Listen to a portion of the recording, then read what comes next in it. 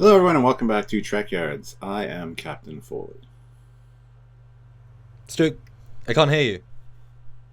Oh, you gotta... No, try calling my cell. Try calling my cell. You say anything? Okay.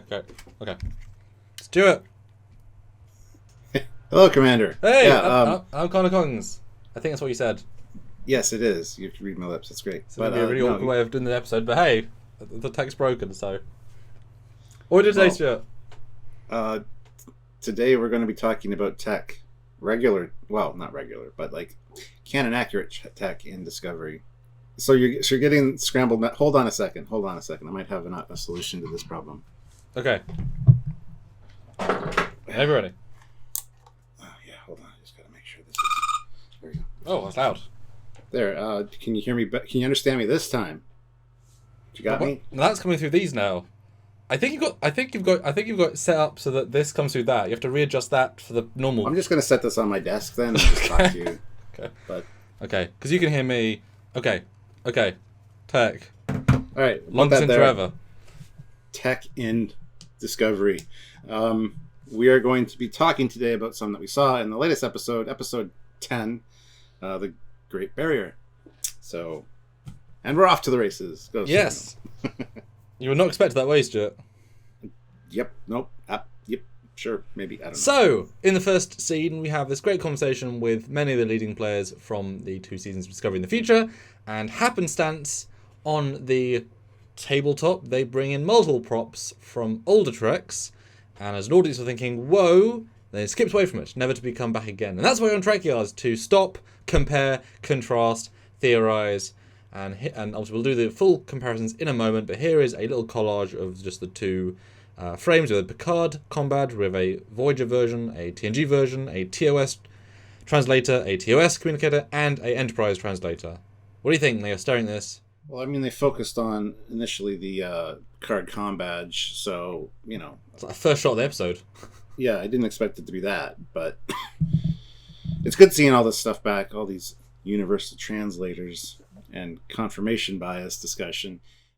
I think they're implying that with each of these specific versions, the way the circuitry worked got changed. Right? So, like, this is equivalent of Windows 7, 8, 9, 10, because they kept iterating. So these aren't just one step. So in early TNG and DS9, maybe they met more advanced species and they did the new translator, because the TNG combat is actually earlier than we saw in TNG, so it was not. Maybe they can translate Sumerian now.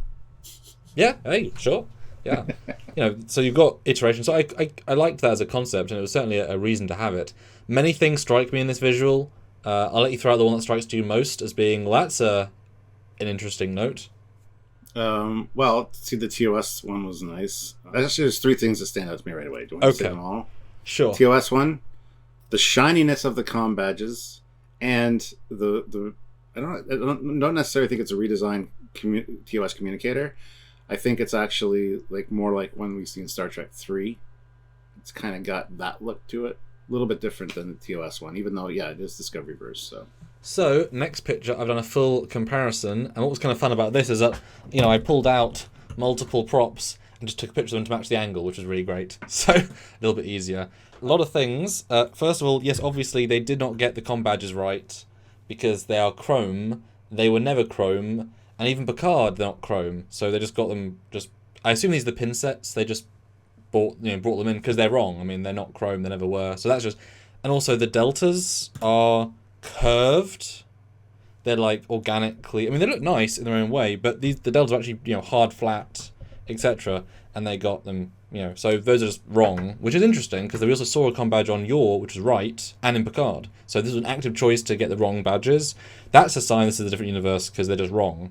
Could be an idealized version because this is 900 years later, so it's just like replicate us like a pristine, brand new comm badge from that era. What, fully waxed and buffed and yeah. This is how they came out of the factory before you peeled off the protective film on them, and then they get dull right away. It's just weird because they know what they should look like, and those things are just. It's such a quick scene though. Most people be like and move on. They don't expect to just freeze frame on it and go, look how shiny it is. You say that, but it's the first time seeing a TNG badge back and TOS. I mean, this is they put effort into the other props. It's just odd those ones are just fundamentally incorrect, while still looking nice. The Picard badge obviously they just got a Picard badge, so that's correct. What's impressive here is the TOS translator, because that is a testament to 1960s design, which we've seen been rebooted again and again. That to me is a pretty freaking faithful replica, which is confusing because so it is canon, the 60s design now. They're telling us with this. Yes? What? What do you think, Stuart? They thought it was a fun inclusion. Yeah, I don't know. I don't even know. I was happy to see it, but I don't. Yeah, they redesigned everything for Discovery. So I mean, this is slightly different. It's got buttons on it and stuff, which. But it's still close enough that it is the same thing. I mean, that's not visually rebooted so much as just changed it, tweaked a little bit, which is fantastic. And obviously the communicator there, which I think is the one from Strange New Worlds. If I was to put some on it, maybe $5, Stuart, because we know what the original looks like, which is just after they start TOS, but Strange New Worlds is before. So if this is the iterative step, I'm going to put money on that's the Strange New Worlds one, because that is right down the road, a few miles. If they say, oh, we need one, just grab one off the set, and that's them teasing us for a couple of months from now, because that would be a phenomenal redesign. And why would they redesign it for this scene? They wouldn't. But if this is iterative steps, we have the TOS style microphone style universal translator, which I figure is probably for Strange New Worlds. You're going to see it at least once because it is pre-Kirk. The other one, though, I think if it's an iterative step, I like the Star Trek 3 version, which you don't see much of in the movie, but it has the same kind of TOS styling. I don't know necessarily if that communicator is from Strange New Worlds. I wouldn't be surprised, but honestly, I think the universal translator, the microphone style one, is. The other one, I think the opposite. I think it was just a fun reference that was easy to make in the metal shop just for 5 minutes. It's a tube. I think the other one's a full-on prop. Because it doesn't look that much like the Star Trek 3, obviously some, but that in itself is like the TOS one. But why would they make a new version of the Star Trek 3, which is in the future, but it's not the same? If they were being clever, they'd make the one with like the blue interior, like that version, because that's distinctly... That's the Star Trek 3 one, yeah. Oh yeah, we can tell it's not that one already by the visuals. You can't see the interior, though. Well, I feel like when you see the closed prop, like fan versions, the blue is enough to note. Disagree. 100%. But I think we're going to see that in Stranger Worlds. When they release the trailer, and I'll be fully happy if that was the version. Because that is, if something like Stranger Worlds, that is an appropriate redesign. It's keep the original shapes, modernise it a little bit, and colours. That's it. What's confusing, Stuart, is they literally have the exact same NXO on, which I forgot was even a prop because it's so infrequently used in Enterprise as being the universal translator. That's the same! It could literally be the exact same prop. Yeah. Why is that one the only one that's identical? Why did they not get the TNG badges right, but the Enterprise prop correct? Why is that the one that's right? You got me. It's just what they had on hand. Because it's beautiful to see. We see so little NX love in the universe, but it's like you can buy one of these. They could have thrown this in and made the fans super excited. They redesigned it. Why the hell the NX one? Unless the NX one is in Stranger Worlds as a throwback. Maybe that's like they find an NX shuttle pod and it's like, this is a prop. So just what do you have in Stranger Worlds we can just throw in? You find an NX shuttle pod with 2 skeletons in it, wrapped in a blanket, booze some everywhere, and a burnt candle. It's their alternate universe, Reader Mayweather. But you know what I mean? It's so faithful, and I assumed it was they just invent a new prop or something, but it's like the same. It's crazy. Yeah, it's nice to see though. Like, at least they're getting some things right. Because I know they said, the production designers had said that he had a Voyager tricorder, which he could have put in Star Trek Picard, but he didn't want to because he thought it looked outdated compared to modern tech. And yes, it was designed earlier than the Enterprise one, but for me that looks more antiquated than the Voyager tricorder, and yet they're including that. I know it's a different production lead, but like if that was just a prop off the shelf, that to me looks more old and less advanced. I love it, but it's confusing. Well, let's not complain about it, because they might watch our stuff and go, well, they're complaining about this completely accurate, exact same prop. I complain about these because they just got them wrong. Well, there's a bunch of different versions of those, and some of them are shiny. No, there isn't. Not in the show. I'm not saying that. I'm just saying this is where your cosplay stuff comes out a little bit. There's many versions of those. They probably just somebody had one, like a QMX one or something, and it's like, hey. So. Yeah, I think they're just the fan set ones that are more shiny because they're pins, not badges, etc. But it's interesting the deltas are. You can see the curve of the light sheen, so they're actually curved deltas. Like that TNG one looks to me like the Discovery one, but with the gold backing. So it looks to me as if they were making a Discovery version of the badge. They'd do that, which is because the Discovery's badge is also more shiny. So is the Future one. So that to me looks like a Discovery repaint, redesign, which tells us alternate universe, but it isn't. But it is. Because if this is Discovery's alternate universe, then only the NX prop should be identical. Because every other prop came from the TOS timeline, not their timeline. I'm just saying, everything else should be different. If it's an alternate universe.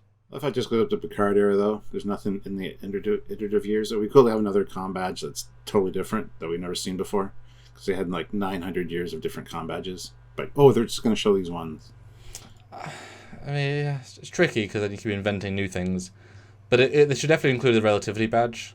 That would be an obvious one to include because the time cop badge should be massively advanced. That would have been a nice one. I mean, this is already plenty of good stuff. But then I also wouldn't want to see a bright chrome relativity badge. So it's cool though.